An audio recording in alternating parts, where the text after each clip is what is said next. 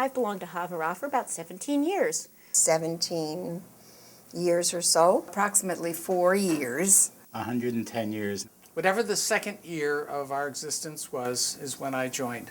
How long have you been with Havurah? Oh my God. That long? Oh my God.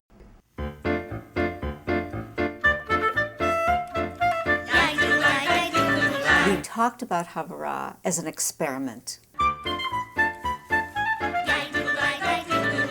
We did not necessarily want to have a full-time clergy. There were times early on when we decided to have a rabbi, and the next meeting we decided not to. We decided to have a building, then the next meeting we decided not to. We don't have a rabbi?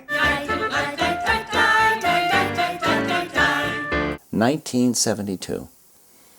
It is hard to believe that 36 years have passed, that Havurah is now 36 years old. Double high.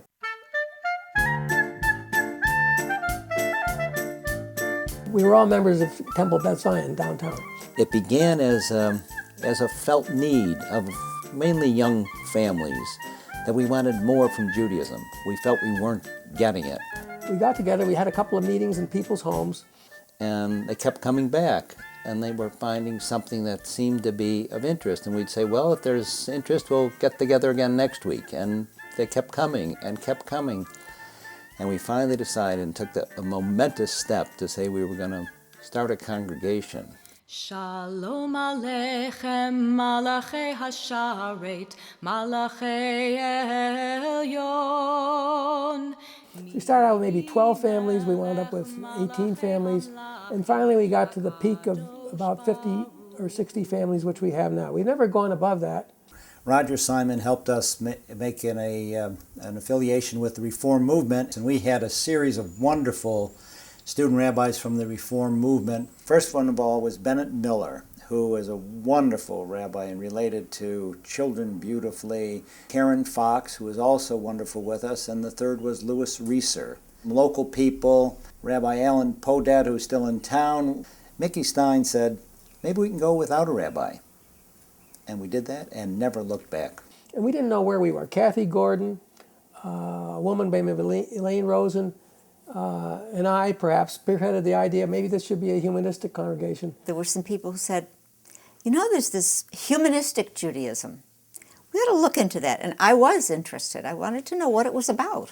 And then it sort of fell apart. Then it turned out not to be what I was looking for. But I learned so much, and it is appropriate for some people. Kathy became very observant.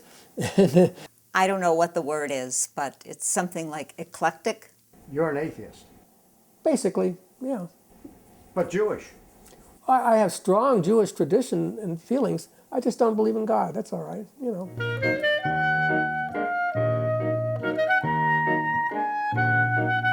The places that we would go.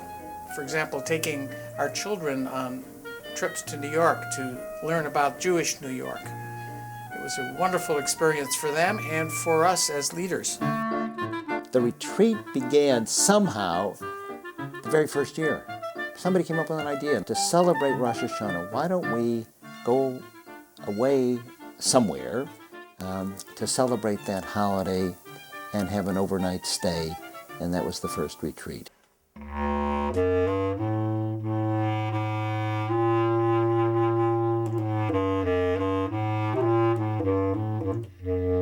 We were wandering Jews, only later settled as a kind of a semi-permanent arrangement at Chautauqua.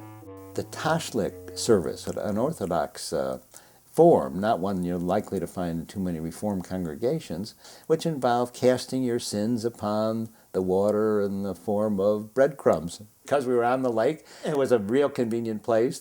Everyone outdoors, and we would generally join in a round and sing. Ma tovu ohalecha Yaakov mishkenotecha Yisrael. Ma tovu ohalecha Yaakov mishkenotecha Yisrael. Quintessential Havurah. We were asked to speak at the National Meeting of Reform Judaism. A wonderful author named Bernard Reisman wrote a book at that time, or a few years afterward, called the Havurah, and identified us as one of the very first, maybe the third Havurah in America. We write our own services. We have, as you may or may not know, we have a room in the top of the Unitarian Church. And it's got boxes and boxes of old services that we've written, and we sometimes plagiarize our own stuff and rework it. And it helps. It's kind of nice. You know, every time you have a service, doesn't matter who wrote it or what it is, you learn something because there's something, somebody adds something to it, which I like. This was a delightful thought to me. I grew up in a little town in New Jersey in the 1940s and 50s. The thought of a woman ever participating was truly unthinkable. I remember having to sit in the balcony with the other women while the men and the boys down below did their thing. And the rabbi would just yell at us women because we were talking. But of course we were talking. You're women! And what else did we have to do? And so now in the last Yom Kippur service, Wendy Lasker and I devised the service. I had to rethink this whole listing of sins, and out of that came asking of questions. Have we cared about people that we don't even know? Have we approved of torture by our government? Questions, to a whole list of them to think about.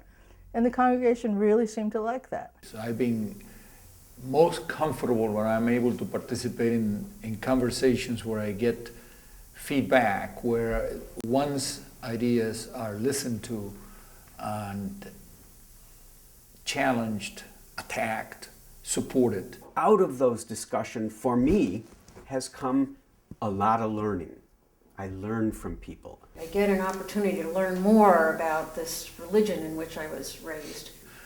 That level of conversation is unique, I believe, to the group. The intellectual stimulation, I think, is remarkable. We're right on the tempo, yeah. It's really quite remarkable, the talent, and how the talent is given voluntarily and lovingly. Robbie Hausman, being a concert-level cellist, we've had extraordinary music within our congregation now. I think it was the first year that we were members. I had the great fortune and honor of being involved in performing Kol Nidre. It was with Sue Whaley. She sang one solo. I did one on my clarinet, and then we harmonized on the third. And the feeling of participation and acceptance was just absolutely tremendous. I loved it.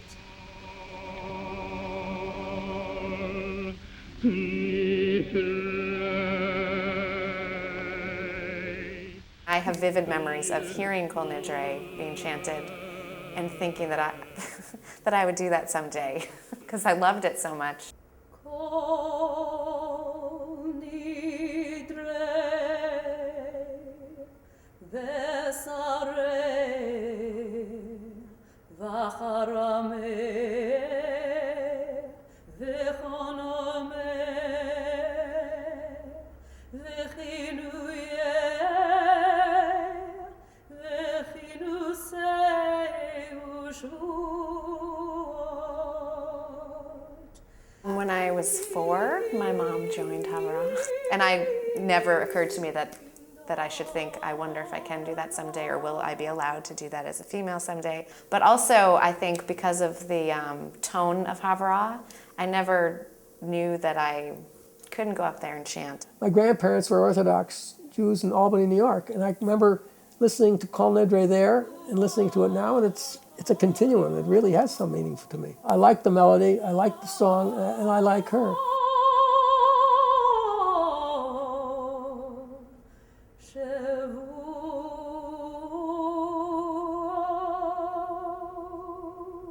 I saw strong females, and I saw females leading, and I saw single mothers, and I saw people in all different relationships. I think it's the greatest group of people And being president of the congregation is something like herding cats, because getting people to settle down and do business, but it's always a goodness and a generosity of spirit. I think it's a real, true token of Jewish values in our group. What I've been involved in the most in Havurah is the religious school, and that's one of the things that I've always loved the most. When I would sit down with the children and we would talk about a prayer and write a prayer of Talmud, when we would talk about some of the histories, or why do we read this Torah story today, they always gave me insights I never thought of.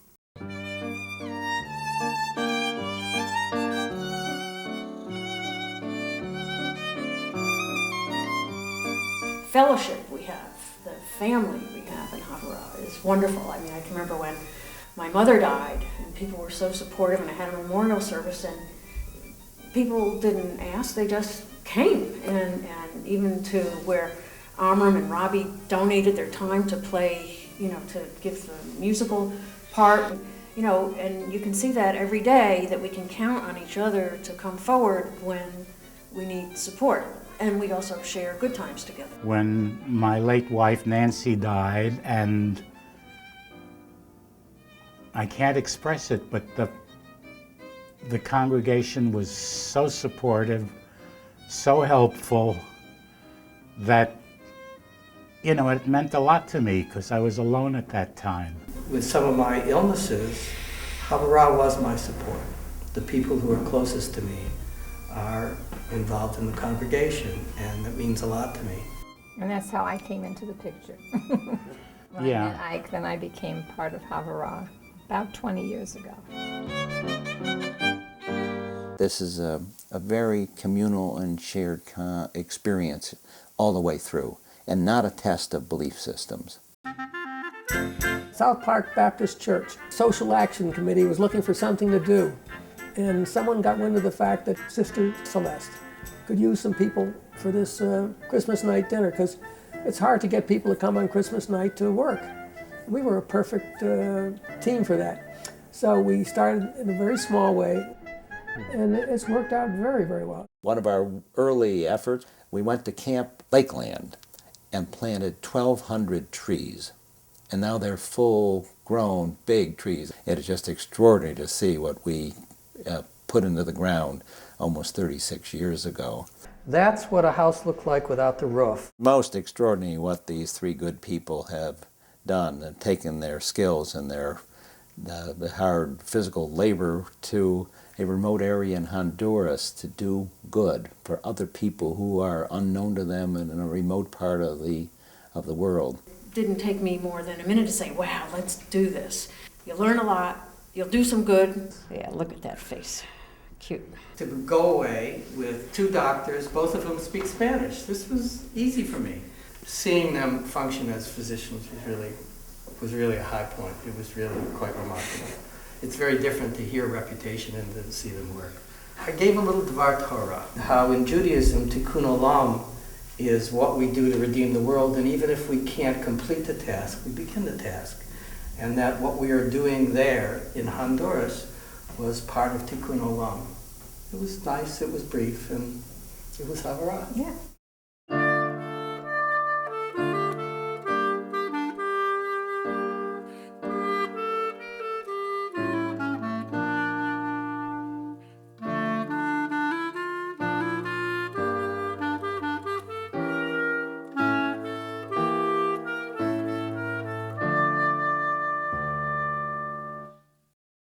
And even if we can't complete the task, we begin the task. What do you think Havurah's future is likely to be? That's interesting. In a way, I think we've chosen not to have a future. It may come to pass that someday there won't be a need for Havurah. And that was something that Len has been saying for years and years, that when they started the congregation, that it was to meet their needs at that time. I guess a very Reconstructionist idea, really. I regularly, when I'm here, look around and think, okay, it's going to be me and any kids I ever have, because there's not that many people of my generation. We don't have many young people now. There are very few children in the way that there were in the past. And what does that reflect about the long-term future? Well, I think we have become a congregation primarily for, just as this is a statement of reality, adults.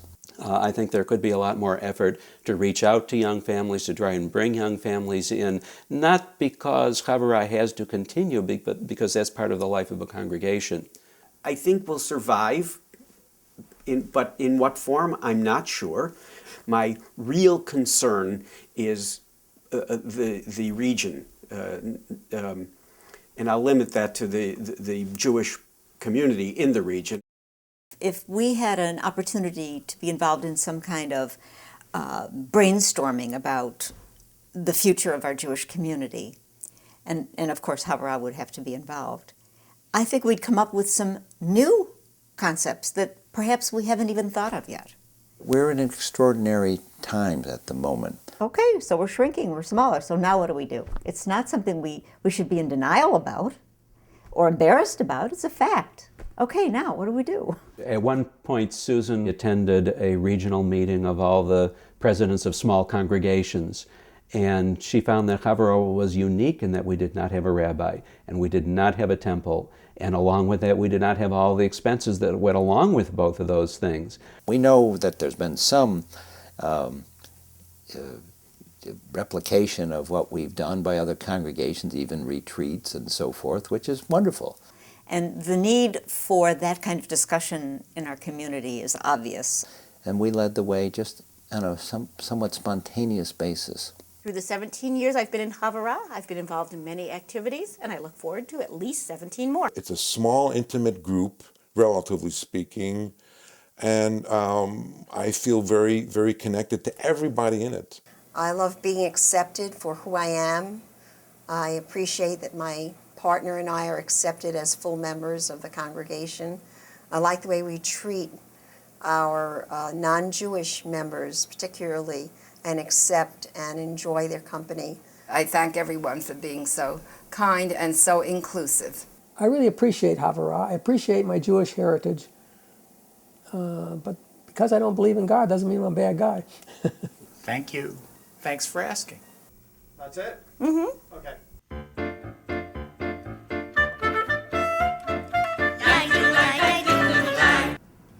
Doc walks into a drugstore.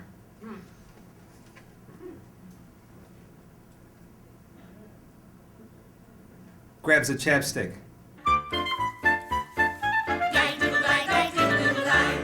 Clerk says to him, "So, is that going to be cash or charge?"